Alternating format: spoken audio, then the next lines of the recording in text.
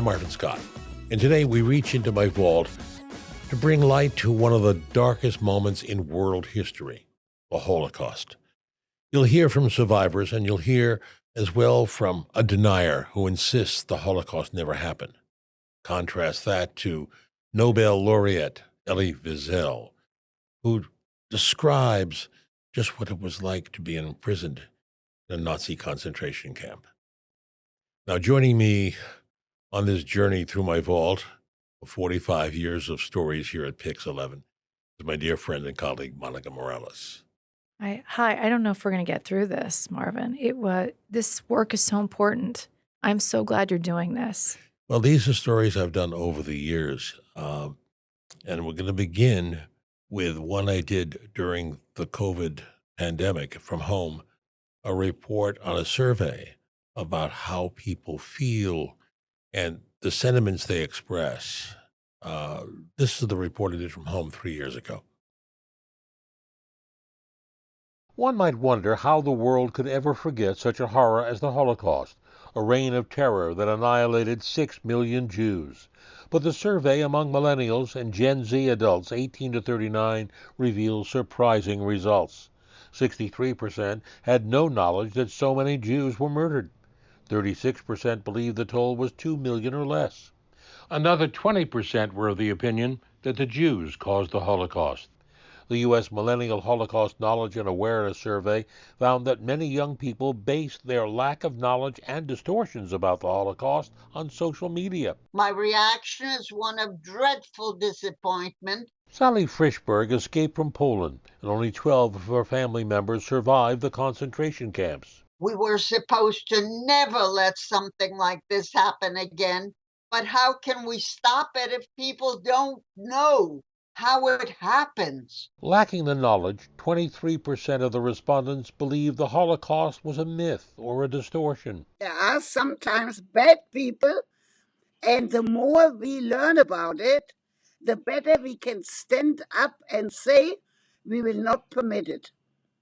Never again. Dr. Ruth Westheimer lost her family in the camps. She has traveled internationally, speaking out about the Holocaust. Learning is the answer. There is no other answer. Because they've never been taught the truth. Bill Tingling is doing just that with his Tour for Tolerance Holocaust Educational Initiative. We're bringing Holocaust survivors and their liberators to school through our high-tech classroom bus to teach 50,000 students per year. Those responding to the survey, nearly 60% of them said they believe something like the Holocaust could happen again. Reporting from home, I'm Marvin Scott, Pix 11 News. 60%. Frightening thought of the possibility of history repeating itself, Monica. The statistics, the surveys, they're real. The sentiments of people and the people who think this could happen again. Yeah. I mean, watching these pieces again, Marvin, do you relive all that? Do you relive it? And how in that moment you're shocked and in awe? Shock isn't the word. It's something, the people who lived through this, the people who survived it, the numbers are dwindling of those survivors, and the importance of keeping the story, keeping the story out there. Yet it has not diminished the feeling of hatred, the anti-Semitism that continues in this country. We need that message today, Marvin. We need that. I tried to get that message across in a story I did several years ago at the Museum of Jewish Heritage down in Lower Manhattan, where I assembled a group of Holocaust survivors, including Dr. Ruth Westheimer. We walked through an exhibit, an Auschwitz exhibit. And I have to tell you, as a reporter, it was a moment I got emotional, as you will see the moment, two women sharing some stories. Take a look at that. 5 Jewish people with a common bond, survivors of the Holocaust whose families were among the millions lost during humanity's darkest hour. They gathered at the Museum of Jewish Heritage to view a living memorial to the Holocaust. The images rekindled thoughts of loved ones lost, Dr. Ruth Westheimer's mother and father among them. Every time I see a picture on Auschwitz, I look if I can see my father, my grandmother, my mother, the other grandparents, and I've never found them. Ruth Mermelstein and her sister lost 6 siblings and their parents at Auschwitz concentration camp. I never forget and never forgive. She still cannot shake the memory of a verbal encounter with another woman. She showed me a pile of ashes, and she said, "This is where your parents are, your whole family." With the dramatic rise in anti-Semitism, she is fearful lessons from the past haven't been learned. It's very frightening to me, because this is how it started. I say, please God, you should look down and see to it, that this shouldn't happen again. I couldn't recognize my mother. I couldn't find her in the crowd because I've never seen her without hair. Tova Friedman survived Auschwitz because her mother hid her among corpses. Her parents survived, but 150 family members did not. Tova is fearful of the rise in incidents against the Jewish people. I don't think people realize what hatred and prejudice can do and how far it can go. It's like a cancer. If you don't stop it right now, it'll spread. The 2 survivors compare the prison numbers tattooed on their arms, and Tova recalls the kindness of a prison guard. She said, "I'm going to give you a very small number." So I was 5.5. So if you survive, you can wear a long shirt, sleeved, and you won't be ashamed of anything. Dr. Ruth sees parallels between the past and present. When I see pictures of children being separated from their families, it makes me cry. That's what happened to me. I waved goodbye to my family and never saw them again. I have to tell you, it was a chilling moment listening to those 2 women sharing the stories about the numbers on their arm. Just imagine a Nazi guard telling this woman she's going to give her fewer numbers, just so if she managed to survive, It's amazing. will not be embarrassed. And you caught that when they lifted up their sleeves and they both looked at it. My cameraman was there as they were sharing that, and that was a poignant moment. It was reality. Just watching that, sometimes it's difficult as a reporter.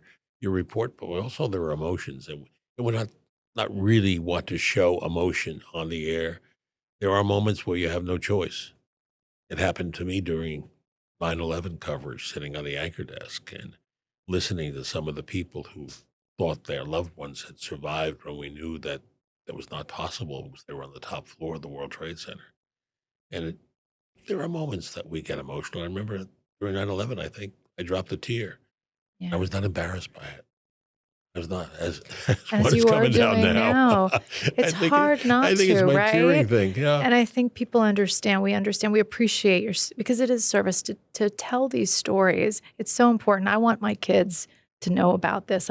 Everyone should watch this. Take them to the Museum of Jewish Heritage. I will. No, when we come back, it's so important to not let the story fade away. And when we come back, we'll tell you about a photographer in New York who is doing the utmost that the story not be forgotten. Right after this break.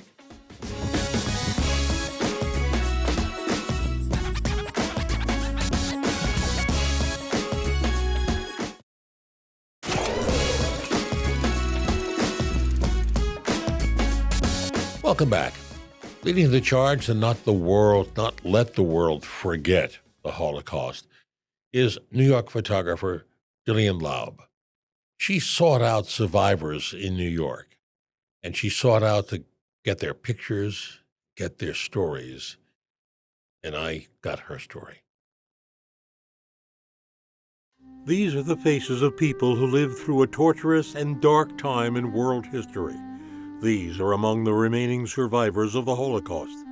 They are part of a group of 200 New Yorkers who Manhattan photographer Gillian Laub found for a new photo archive of people who survived the Nazi atrocities of World War II.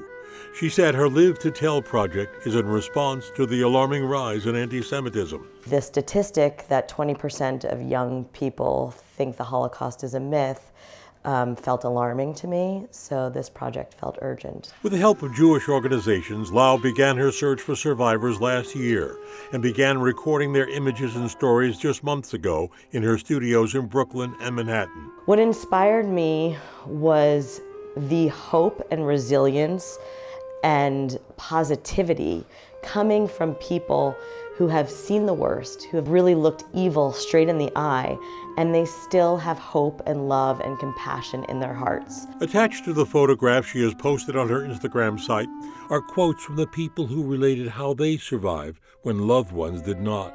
Dali Rabinovich was separated from her parents in a concentration camp. She was a child and she asked the Gestapo, "When am I going to see my parents again?"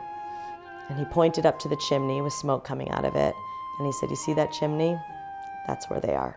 Rabbi Eliza Erber relayed a chilling tale of how she was silenced during the war. She said her first language was mute. She said she spent her infancy buried in a hole in the forest.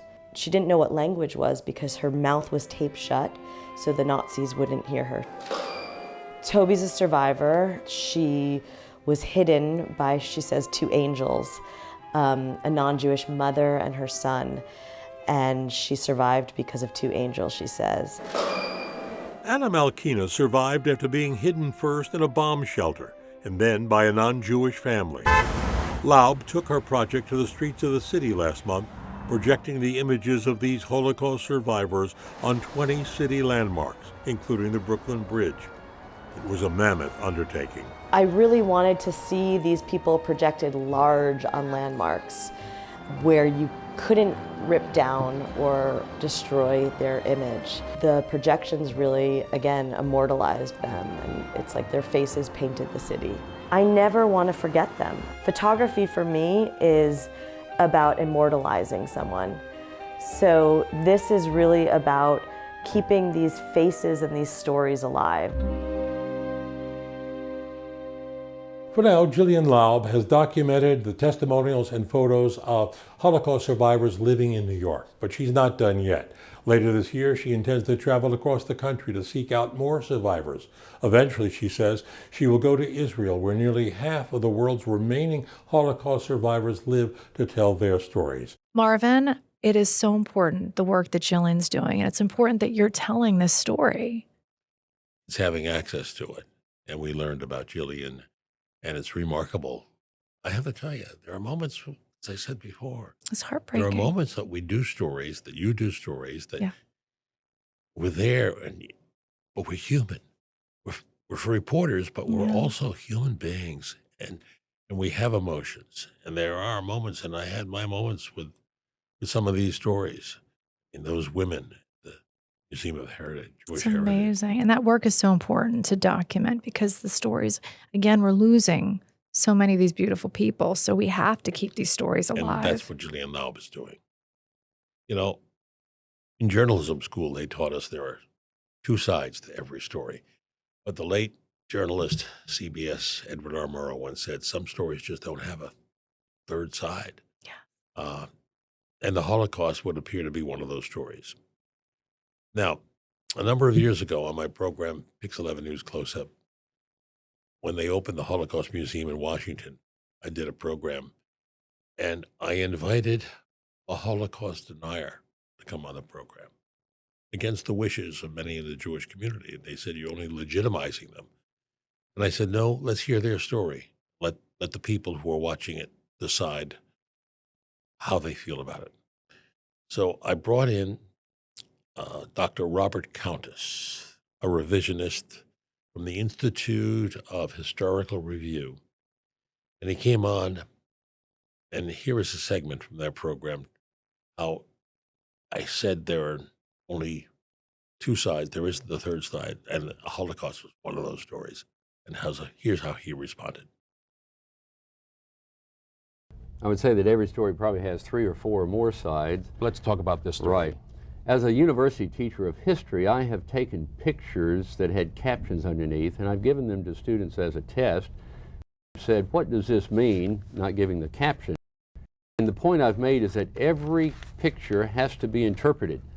2 weeks ago in Time magazine, there was a reply by Time which had earlier shown a woman in Ukraine, which was said to have been by the SS or the Nazis otherwise. 2 weeks later, it was finally pointed out that this was not a Jew, but it was a woman, a Ukrainian, I think, who had been a consort with a Bolshevist, and the Nazis did something very common. They took the woman and made her wallow in the gutter as a prostitute of a sort.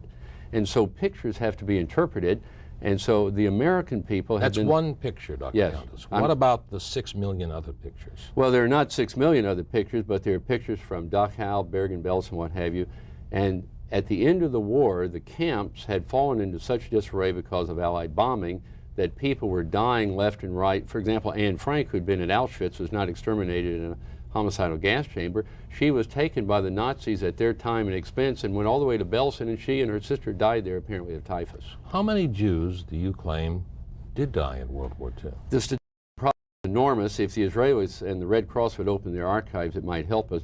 I think that the rabbi, Jewish rabbi, Joseph Ginsburg may be correct when he estimated around 300,000, possibly 1 million Jews died due to all causes. 300,000? Possibly, 300, maybe that low. We just don't know. But the number 6 million, even 5 million is totally exaggerated. If the Jews in Europe were not exterminated by the Nazis, what happened to them? The numbers are staggering.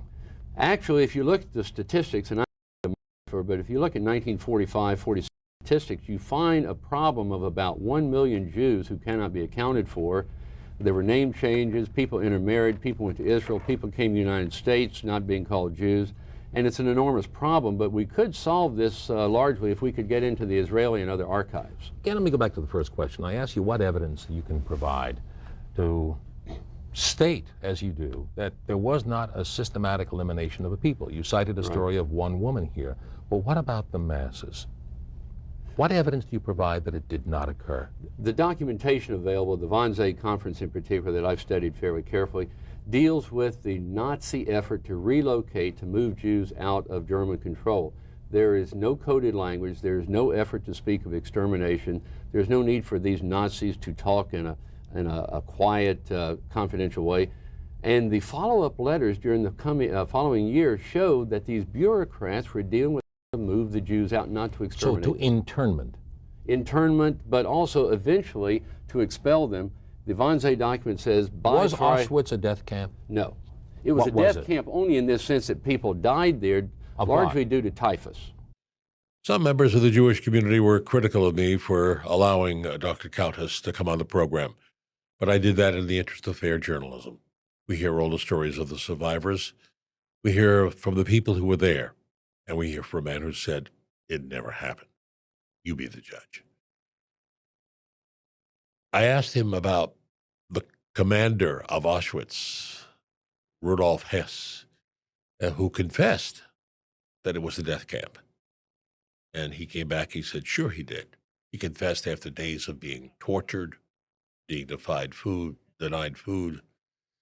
Rudolf Hess died at the age of 93. He was convicted at the Nuremberg trials and sentenced to life in prison. And in 1993, I believe, he died in 1987 at the age of 93. That was really difficult listening to him. But you listened to it, Monica. What were your thoughts? I'm speechless. And I feel in journalism, we learn so much, but you were tested in that moment as a journalist, and you were tested as a human being. And so many times it's the same thing, isn't it? Sometimes it is. And you can't help but have that humanity comes through. Yeah, yeah. We're people who report the facts, but also we're human, and we have emotions as well. I'm so glad you're the one telling the story because I trust you. I think most of us trust you with our life. But now I can't wait to hear. Okay. And with hope, always. In contrast to what the revisionist Dr. Countess said about the Holocaust never happening, we hear now from a man who was really the voice of the voiceless. He was Nobel laureate. He won the Nobel Peace Prize. Elie Wiesel. It was an honor for me to have him in our studios here. And he talked about life in prison, and I asked him if he would read a passage from his acclaimed book, worldwide acclaimed, called Night. Originally, it was called And the World Was Silent, and the publishers decided to change the title to Night. His story was incredible. Sitting there listening to him on our set here at Pix, that in itself was an emotional moment. You could see the pain in his face. He was recognized worldwide as the voice of the voiceless. Elie Wiesel.